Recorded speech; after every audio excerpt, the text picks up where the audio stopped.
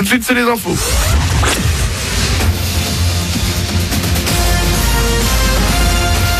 Toute l'actu sur Monaco Menton avec Frédéric Plat.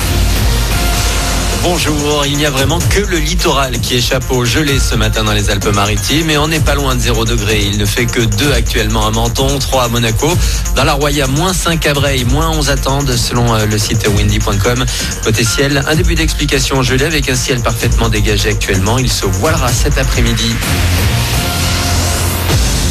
Un air frais et une bonne qualité de l'air qui se maintient depuis quelques jours à Monaco comme sur une bonne partie de la région PACA et de la Côte d'Azur. Pas de reconfinement envisagé pour le moment. Le porte-parole du gouvernement a été assez clair hier dans ses déclarations. Pour la presse spécialisée au plus haut niveau de l'État, on pense plus à une généralisation du couvre-feu à 18h dans tout le pays en cas de pic épidémique dans les prochaines semaines. En tout cas, pas de changement pour les Alpes-Maritimes. La justice a tranché hier.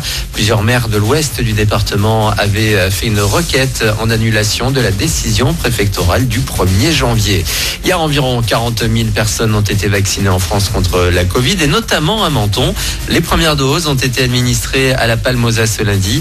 Ils étaient une vingtaine de personnels soignants sur une centaine d'injections prévues cette semaine.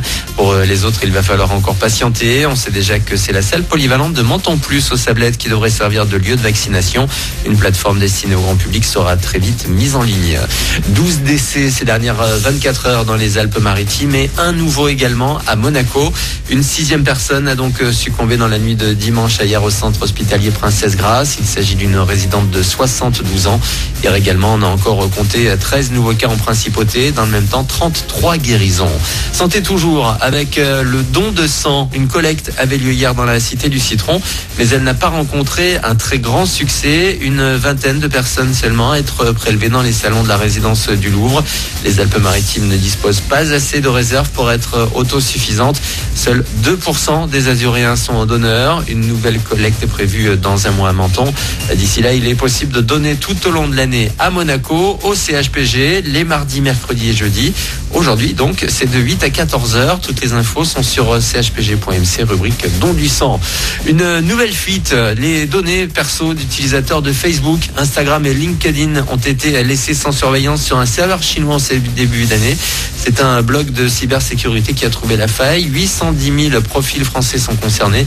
Plus de 28 millions aux États-Unis. Des influenceurs, des cuisiniers célèbres seraient impactés. Enfin, sans surprise, Vita et Slimane ont terminé 2020 en tête des ventes de disques en France. Selon les derniers chiffres officiels, Versus s'est écoulé à plus de 416 000 exemplaires. CD, vinyle et téléchargement compris. Voilà pour vos infos. Bon début de journée à vous. Bon réveil avec Manu.